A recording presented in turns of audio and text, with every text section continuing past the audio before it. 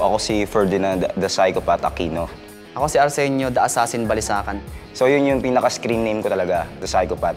So yung nakapasok ko sa fight industry, yun na rin yung pinangalan ko kasi baliw na rin ako sa sa loob ng cage eh. Start ako ng kickboxing 2019 eh. Dire-diretso siya hanggang sa kahiligan ko na yung kickboxing. Ayun. May 3 akong anak, kaya minsan nagpa-part-time ako as call center sa BPO company. Pero full-time talaga akong MMA fighter. Wala akong pake kung tiga South o North ka. Nasa training talaga yan. Kung gusto mo akong mapatumba, siguraduhin mong handa ka. 3 beses ako mag-training sa isang araw.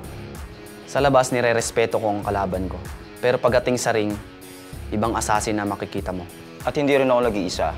Kasama ko ang mga fighters ko na tinayo ko sa loob ng Team Psychopath MMA Gym.